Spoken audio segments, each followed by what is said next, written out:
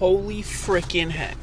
Holy cow, on a cracker, on a Triscuit, on a biscuit, on a wish list. I mean, I really don't have anything else to say for how insane the past couple of weeks have been. If you remember, it was just over 2 weeks ago when we last spoke. I accidentally went to Cars and Coffee across the bay when I was going to pick up my new tripod and my lights that I found on Facebook Marketplace. Right?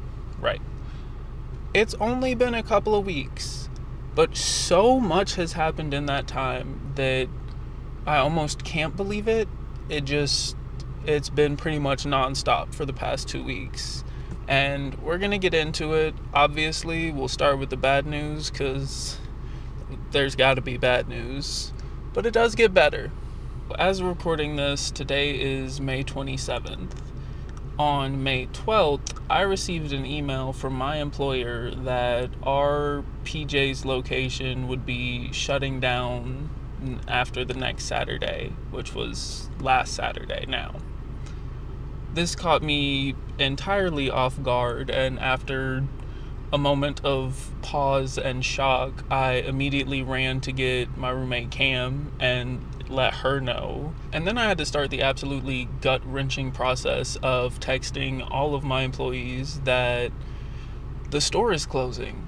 Some of the employees that, have only been out of training for a couple of weeks, but we've got a couple of weeks left at that point. And it stuck me in this really weird in-between, completely caught off guard and kind of expecting that something like this could happen, because we were never really the busiest store, but we always made good coffee and served it with a smile, and I know that our customers loved us. They told us every day leading up to the last day and a whole bunch on the last day. Had one lady that wanted to make me cry with a handwritten note for me and Cam. But the thing that really got me about having to close the store was the fact that I've opened a few different locations, whether it's reopening after a renovation or opening a bar that hasn't been run in a few years or just opening a store for the first time. But this is the first time that I've ever had to shut down a location. And I think the fact that I was there when it started made it even more difficult. Because I remember our grand opening. I remember that I wasn't scheduled to work, but I thought it was weird that I was going to be the manager of the store, but not be there for the grand opening.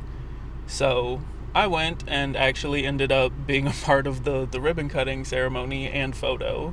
I didn't get to actually cut the ribbon though, which stinks. But we're not going to get too sentimental about that because I start my new job today, and before we get into that, I'm going to go drop off my keys so that I am officially cut loose from PJ's.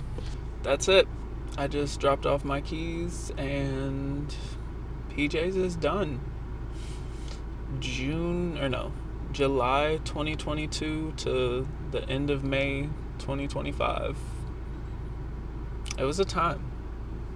Obviously, finding out that my job was coming to an end started to stress me out because the job can end, but unfortunately the bills do not. They keep coming. So I dug up my resume, I updated it, and I started applying to new places. Now, like anyone who's been trying to find a job at any point in the past few years can tell you, it sucks. It sucks so much. It's just not fun.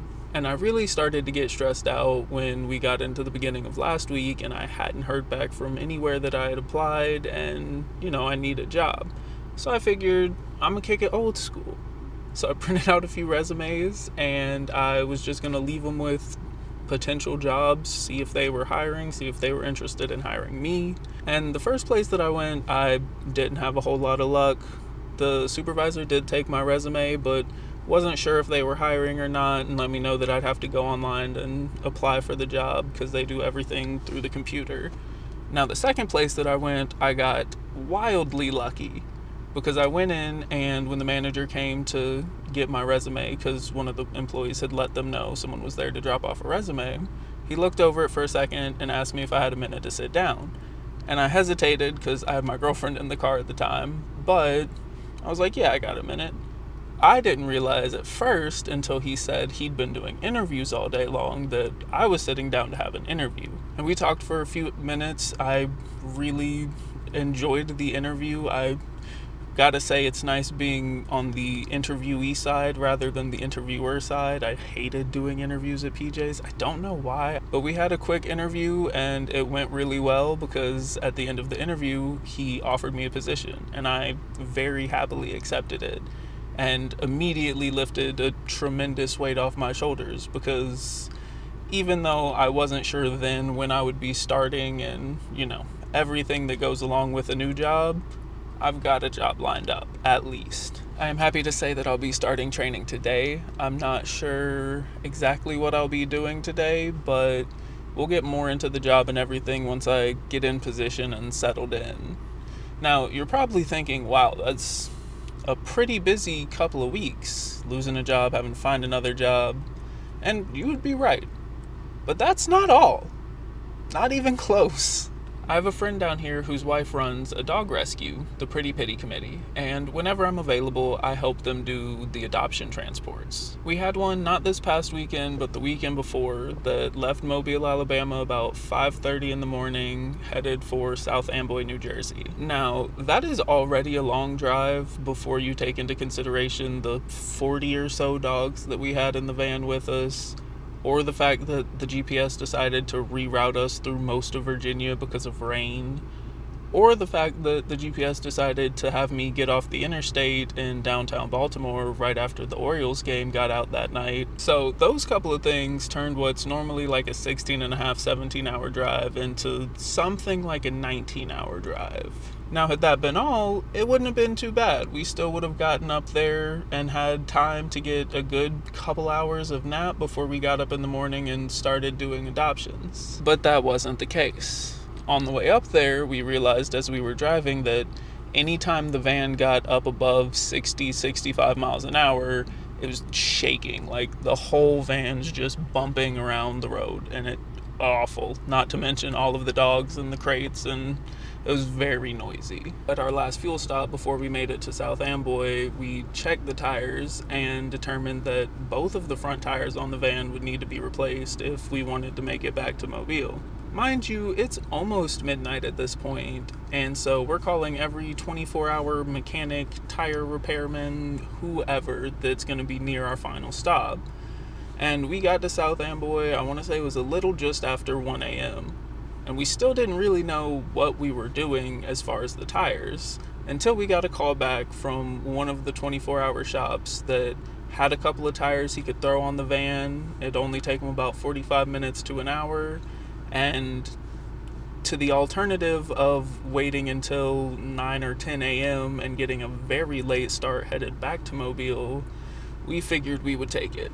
I can't really tell you what time it was that we left the tire shop because I was so tired and sleepy. I'd been up since 4 a.m. the morning before, and I know it was at least like 2:30, 3 o'clock. And so we got back to our spot for the night, and I passed out. I was out like a light.